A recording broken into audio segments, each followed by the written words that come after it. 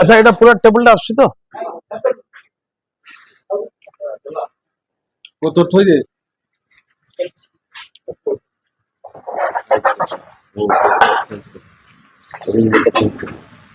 Divine करो এটা বন্ধ করে দাও না সমস্ত মোবাইল বন্ধ করো সে অফ করে দিও তোমার সমস্ত অফ করে দাও যেତେବେଳେ କହିବ ଆରମ୍ଭ କରିବା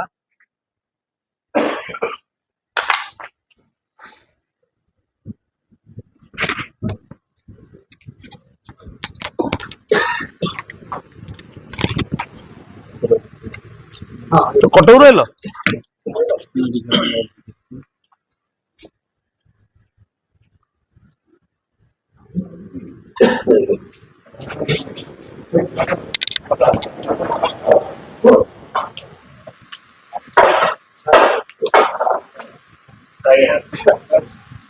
এটা সাইলেন্ট ରହିବ সাউন্ডটা খড়খড় বন্ধ দরকার এটা ইকো হଉଛି দরকার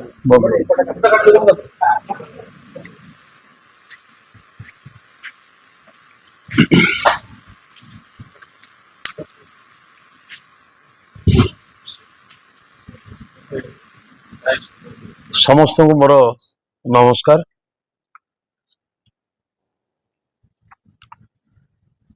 ନିଆଳି ନିର୍ବାଚନ ମଣ୍ଡଳୀରୁ ମୁଁ ଭାରତୀୟ ଜନତା ପାର୍ଟି ତରଫରୁ ମୁଁ ପ୍ରାର୍ଥୀ ହୋଇଥିଲି ମୁଁ ନିର୍ବାଚନରେ ଜିତିବା ଆଜକୁ 20 ମାସ ହେଇଗଲାଣି ଆମ ସରକାର ଭାରତୀୟ ଜନତା ପାର୍ଟିର ସରକାର ବି ଆସିବା 20 ମାସ ହେଇଗଲାଣି এই 20 ମାସ ଭିତରେ ଦୁଇଟି ଆର୍ଥିକ ବର୍ଷ ଯାଇଛି 24-25 ଏବଂ 25-26 ତା ଭିତରେ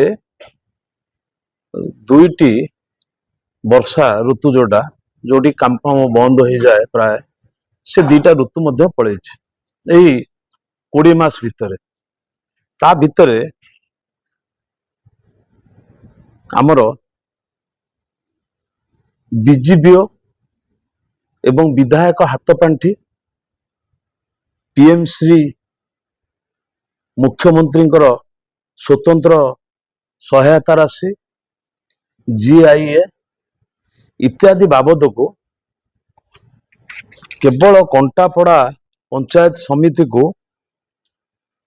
11,74,79,295 ଟଙ୍କା ଅନୁଦାନ ମିଳିଥିଲା ସେଥିମଧ୍ୟରୁ ବିଭିନ୍ନ ପ୍ରକାରର ଉନ୍ନୟନମୂଳକ କାର୍ଯ୍ୟ 14 ଗୋଟି ପଞ୍ଚାୟତରେ 7,90,94,014 ଟଙ୍କା ଖର୍ଚ୍ଚ ହୋଇସାରିଛି ବଳକା ଅନୁଦାନ ରାଶି 3,84,72,245 ଟଙ୍କା କାମ ଚାଲୁଅଛି ୟାକୁ ଆମେ ବିଭିନ୍ନ ପଞ୍ଚାୟତରେ ହୋଇଥିବା ଅନୁଦାନ ରାଶିର ଖର୍ଚ୍ଚ ମୁଁ ଆପଣମାନଙ୍କୁ ଟିକେ ଜଣେଇବାକୁ ଚାହୁଁଛି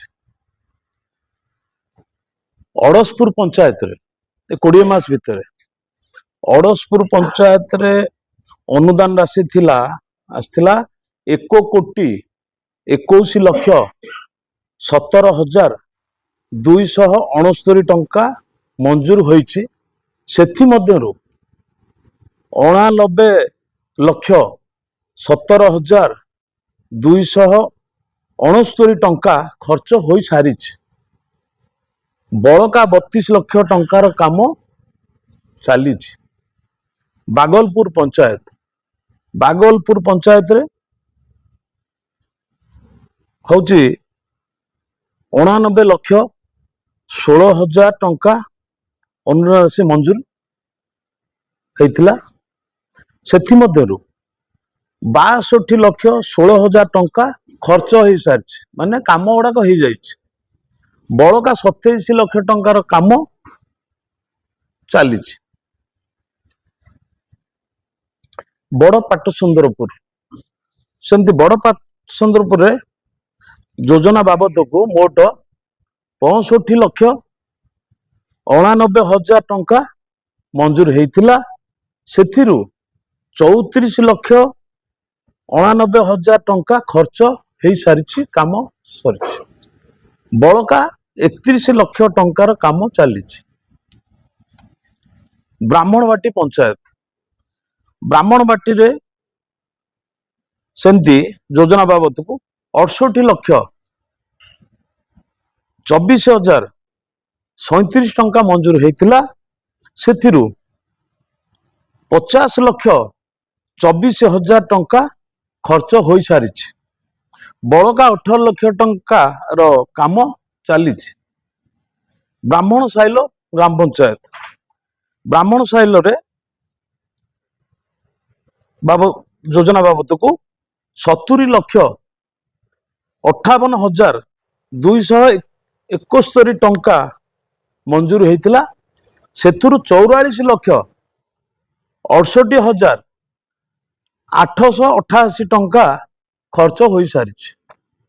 ବଳକା 25,86,000 ଟଙ୍କାର 82,352 ଟଙ୍କାର କାମ ଚାଲିଛି। ଡିମିରି ପଞ୍ଚାୟତ, ଡିମିରି ପଞ୍ଚାୟତରେ ସେମିତି ଯୋଜନା ବାବଦକୁ 28,74,108 ଟଙ୍କା ମଞ୍ଜୁର ହୋଇଛି। ସେଥିରୁ 22,30,320 ଟଙ୍କା ଖର୍ଚ୍ଚ ହୋଇସାରିଛି। ବଳକା 6,43,728 ଟଙ୍କା କାମ ଚାଲିଛି। ଗୋବିନ୍ଦପୁର ଗ୍ରାମ ପଞ୍ଚାୟତରେ ଏଥିରେ ଯୋଜନା ବାବଦକୁ ମୋଟ 1,93,97,108 ଟଙ୍କା ମଞ୍ଜୁର ହେଇଥିଲା। ଏଥିରେ ଆଦର୍ଶ କାମ ମିଶିଛି ହେଇଥିଲା। ସେଥିରୁ 1,29,27,108 ଟଙ୍କା ଖର୍ଚ୍ଚ ହେଇସାରିଛି। ବଳକା 64,70,000 ଟଙ୍କାର କାମ ଚାଲିଛି। ଝାରପଡା ଗ୍ରାମ ପଞ୍ଚାୟତ, ଏଠି ଯୋଜନା ବାବଦକୁ 51,03,194 ଟଙ୍କା ମଞ୍ଜୁର ହୋଇଛି। ସେଥିରୁ 19,50,000 ଟଙ୍କା ଖର୍ଚ୍ଚ ହୋଇସାରିଛି। ବଳକା 31,53,194 ଟଙ୍କାର କାମ ଚାଲିଛି। କଣ୍ଟାପଡା, କଣ୍ଟାପଡାର ବି ପ୍ରଧାନମନ୍ତ୍ରୀ ଆଦର୍ଶ ଗାଁର ଯୋଜନା ମିଶିଛି। ଏଥିରେ କଣ୍ଟାପଡାରେ 1,05,60,428 ଟଙ୍କା ମଞ୍ଜୁର ହୋଇଛି। ସେଥିରୁ 72,320 ଟଙ୍କା ଖର୍ଚ୍ଚ ହୋଇସାରିଛି। ବଳକା 33,60,000 ଟଙ୍କାର କାମ ଚାଲିଛି। ନାହାଳପୁର, ନାହାଳପୁରରେ ମୋଟ 95,62,325 ଟଙ୍କା ମଞ୍ଜୁର ହେଇଥିଲା। ସେଥିରୁ 64,82,000 ଟଙ୍କା ଖର୍ଚ୍ଚ ହୋଇସାରିଛି। ବଳକା 30,80,320 ଟଙ୍କାର କାମ ଚାଲିଛି। ନୂଆଗାଁ ଗ୍ରାମ ପଞ୍ଚାୟତ, ନୂଆଗାଁ ଗ୍ରାମ ପଞ୍ଚାୟତରେ ସେମିତି ଯୋଜନା ବାବଦକୁ ମୋଟ 29,94,789 ଟଙ୍କା ମଞ୍ଜୁର ହେଇଥିଲା। ସେଥିରୁ 13,34,789 ଟଙ୍କା ଖର୍ଚ୍ଚ ହୋଇସାରିଛି। ବଳକା 16,60,000 ଟଙ୍କା କାମ ଚାଲିଛି। ଉରାଡ ଗ୍ରାମ ପଞ୍ଚାୟତ, ଉରାଡ ଗ୍ରାମ ପଞ୍ଚାୟତରେ ଯୋଜନା ବାବଦକୁ ଥିଲା 65,20,349 ଟଙ୍କା ମଞ୍ଜୁର ହେଇଥିଲା। ସେଥିରୁ 57,26,561 ଟଙ୍କା ଖର୍ଚ୍ଚ ହୋଇସାରିଛି। ବଳକା 7,93,728 ଟଙ୍କାର କାମ ଚାଲିଛି। ପୋସ୍ତଳ ଗ୍ରାମ ପଞ୍ଚାୟତରେ ଯୋଜନା ବାବଦକୁ ସେମିତି 1,53,01,000 ଟଙ୍କା ମଞ୍ଜୁର ହେଇଥିଲା। ସେଥିରୁ 98,51,000 ଟଙ୍କା ଖର୍ଚ୍ଚ ହୋଇସାରିଛି। ବଳକା 54,50,000 ଟଙ୍କାର କାମ ଚାଲିଛି। ଉତ୍ତରାୟଣ ଗ୍ରାମ ପଞ୍ଚାୟତରେ ମୋଟ 36,61,167 ଟଙ୍କା ମଞ୍ଜୁର ହେଇଥିଲା। ସେଥିରୁ 31,86,532 ଟଙ୍କା ଖର୍ଚ୍ଚ ହେଇସାରିଛି। ବଳକା 4,74,000 ଟଙ୍କାର କାମ ଚାଲିଛି। ଇଏ ହେଲା ପଞ୍ଚାୟତ ସମିତିର କାର୍ଯ୍ୟ ଏଇଭଳି ଭାବରେ ହେଇଛି।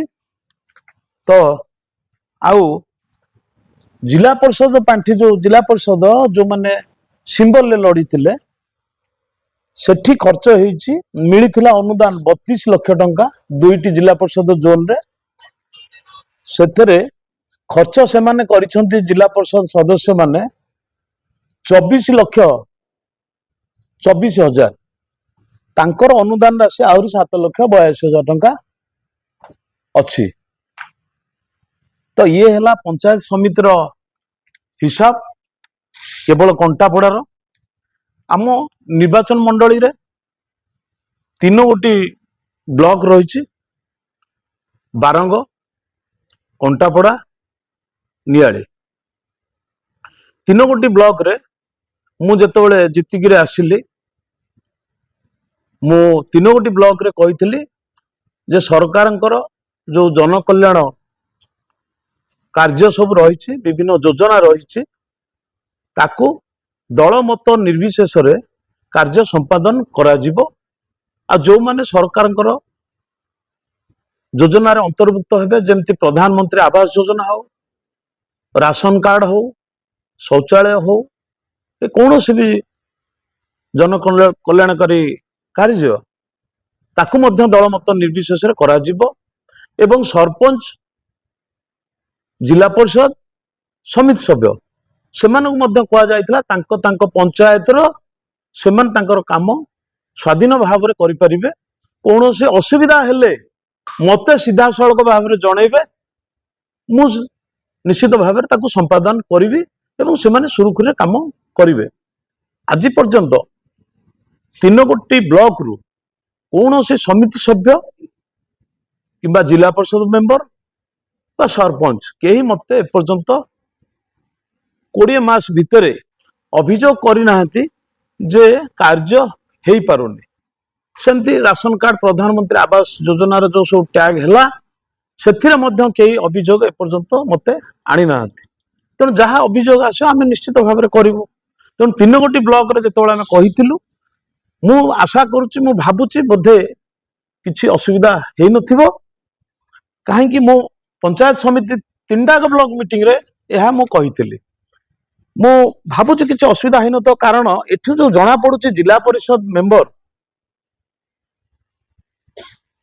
ନିର୍ବାଚନ ମଣ୍ଡଳୀରେ ଯୋଉ ଆମର 7ଗୋଟି ଜିଲ୍ଲା ପରିଷଦ ମେମ୍ବର, ମୁଁ ଖାଲି କଣ୍ଟାପଡା ବ୍ଲକର କହୁଛି, ଯୋଉ 2ଟି ଜୋନରେ 32 ଲକ୍ଷ ଟଙ୍କା ଜାଗାରେ ଯଦି 24,24,000 ଖର୍ଚ୍ଚ ହେଇପାରିଛି, ତା ମାନେ ଆମେ କିଛି ତାଙ୍କୁ କୌଣସି ପ୍ରକାରରେ କିମ୍ବା ପ୍ରଶାସନ ମଧ୍ୟ କିଛି ଅସୁବିଧାରେ ପକେଇନି।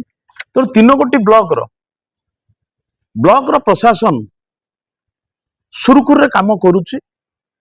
ଆମେ କୌଣସି ଭାବରେ କୌଣସି ଗ୍ରାମରେ କିମ୍ବା କୌଣସି ପଞ୍ଚାୟତରେ କେବେ ଦଳୀୟ ଭିତ୍ତିକ କାର୍ଯ୍ୟ ଆମେ କରିନାହୁଁ। ଆମେ ନିର୍ବାଚନ ଲଢିଲା ବେଳକୁ ଗୋଟେ ଦଳରୁ ଆମେ ନିର୍ବାଚନ ଲଢୁ।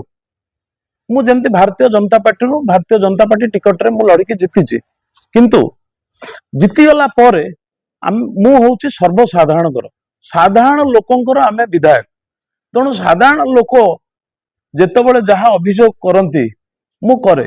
ଏଇ ଯୋଉ 20 ମାସ ଭିତରେ ମୋର ଯୋଉ ସରକାରୀ ବାସଭବନରେ ଯୋଉ ମୋର ରେସ୍ ଅଫିସ ଅଛି, ସେ ଅଫିସରେ କୌଣସି ବି ଲୋକ କୌଣସି ବି ପଞ୍ଚାୟତରୁ ଯାଉ ମୁଁ କେବେ କାହାକୁ ପଚାରିନି ଯେ ଆପଣ କୋଉଠୁ ଆସିଛନ୍ତି, କୋଉ ଦଳର, ମୁଁ ପଚାରି ନାହିଁ।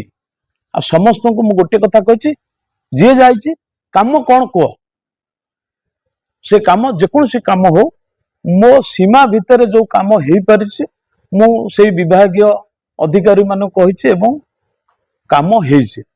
ତେଣୁ ମୋର ଆପଣଙ୍କୁ ଏତିକି ଜଣେଇବାର ଥିଲା। ମୁଁ ଜଣେଇବାଟା ବି ବୋଧେ ମୁଁ ନିଜକୁ ଭୁଲ ଭାବୁଛି ଯେ ମୁଁ ଡେରି କରିଦେଲି। କାହିଁକି ନା ମୁଁ ଏଥରକ ଚିନ୍ତା କରିଛି ଗୋଟେ 6 ମାସରେ ଥରେ ମୁଁ ସାମ୍ବାଦିକ ମାନଙ୍କୁ ଡାକିବି। 6 ମାସ ଭିତରେ ଆମେ କଣ କଣ କାର୍ଯ୍ୟ କରିଛୁ ତାକୁ ମୁଁ ଆପଣମାନଙ୍କ ଆଗରେ ଉପସ୍ଥାପନ କରିବି। ଆଉ ଆମ ଅଞ୍ଚଳ ପାଇଁ ଖୁସିର ଖବର ହଉଛି, ମୁଁ ଆପଣଙ୍କୁ ନିଆଳିର ଯେତେବେଳେ ବ୍ଲକ ପଞ୍ଚାୟତ ସମିତି ସଭା ହେଇଥିଲା ମୁଁ ସେତେବେଳେ କହିଥିଲି ଯେ ଆମର ଫୁଲନଖରାରୁ ନିଆଳି ପର୍ଯ୍ୟନ୍ତ 4 ଥକିଆ ରାସ୍ତା ହବ ବୋଲି। ଆମର ଯୋଉ ବିଧାନସଭା ଏବେ ଯୋଉ ଅଧିବେଶନ ବସିଥିଲା ନିଜେ ରାଜ୍ୟପାଳ ତାକୁ କହିଛନ୍ତି ଯେ ଫୁଲନଖରାରୁ ନିଆଳି ମାଧବର 4 ଥକିଆ ରାସ୍ତା ହଉଛି ବୋଲି। ସେ ଅଲରେଡି ଆପ୍ରୁଭ ସରକାର କରିଦେଇଛନ୍ତି। ଏଇ ବହୁତ ଖୁବ ଶୀଘ୍ର ତାକୁ ମଧ୍ୟ ଟେଣ୍ଡର କରାଯିବ, କାମ ଆରମ୍ଭ ହବ। ଆଉ ଗୋଟେ ଖୁସିର କଥା, ମୁଁ ଯୋଉ ପ୍ରାଚୀ ନଦୀର ଭିତ୍ତିଭୂମି ପ୍ରାଚୀ ନଦୀର ପୁନରୁଦ୍ଧାର ପାଇଁ ଆମେ ଲାଗିଥିଲୁ, ତାକୁ ମଧ୍ୟ ସରକାର ଗ୍ରହଣ କରିଛନ୍ତି ଏବଂ ତା ପାଇଁ ମଧ୍ୟ ଅନୁଦାନ ଦେଇଛନ୍ତି। ମୁଁ ଏଥିପାଇଁ ସେଇଟା ଯାହା ଅନୁଦାନ ଦେଇଛନ୍ତି ମୁଁ ଆପଣଙ୍କ ସାମ୍ନାରେ କହିପାରୁନାହିଁ। ତାର କାରଣ ହଉଛି ଆଉ କିଛିଟା କାମ ବାକି ରହିଯାଇଛି, ସେଇଟା ସମ୍ପୂର୍ଣ୍ଣ ନିଶ୍ଚିତ ହବାକୁ ଯାଉଛି। ହେଲେ ଆମର ଅଞ୍ଚଳର ପ୍ରାଚୀ ନଦୀ, 4 ଥକିଆ ରାସ୍ତା, ଆଉ ଆମ ଅଞ୍ଚଳରେ ଯେତେ ପୁରୁଣା ମଠ ବାଡି ମନ୍ଦିର ସବୁ ଅଛି ଯୋଉଟା କି ଲୋକଙ୍କର ଆସ୍ଥା ରହିଛି ଧର୍ମ ପୀଠ ଉପରେ, ତେଣୁ ସବୁର କାମ ବର୍ତ୍ତମାନ ଆମର 45 ଗୋଟି ପଞ୍ଚାୟତରେ ଆପଣ ଯାଇକି ଦେଖିବେ 80% ମଠ ମନ୍ଦିରର କାମ ଅଲରେଡି ଚାଲିଛି। ମୁଁ ଉଦାହରଣ ଦେବି, ଆମର ଅଡସପୁରରେ ଯୋଉ ମାଧବ ମଠ ଅଛି, ସେ ମଠ କେବେ କିଛି ମାନେ ଯାହା ଆଗରୁ ଅଳ୍ପ କିଛି ହେଇଥିଲା ତାକୁ ମୁଁ 20 ମାସ ଭିତରେ ଆସିଲେ ସେଇଟା କରୁଛି। ରାଧାକାନ୍ତ ମଠ ହେଇଛି। ଆପଣଙ୍କର ଦୋପଟି ମିଳନ ପଡିଆରେ ମଧ୍ୟ କାମ ଜୋରସୋରେ ଚାଲିଛି। ଆମର ଅଳତଳଙ୍ଗ ଜଗନ୍ନାଥ ମନ୍ଦିର ପାଇଁ ମଧ୍ୟ ପଇସା ଆସିଯାଇଛି। ଏପଟେ ଆମର କଣ୍ଟାପଡା ବ୍ଲକ ଅଧୀନରେ ଆମର ଯୋଉ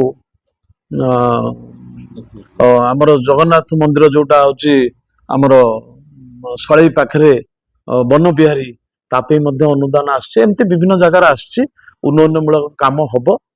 ମୋର ଏତିକି ଆପଣଙ୍କୁ ଜଣେଇବାର ଥିଲା। ଆଉ ମୁଁ ଯୋଉ ଚିଠା ଦେଲି ମୁଁ ବି ଆପଣ ମାନଙ୍କୁ ଏଥିରୁ ଦେବି। ଯଦି କାହାର ସନ୍ଦେହ ଥିବ ସେମାନେ ଯାଇକିରି ବ୍ଲକରେ ଚେକ୍ କରିପାରନ୍ତି କିମ୍ବା କାହାକୁ ଦେଇପାରନ୍ତି।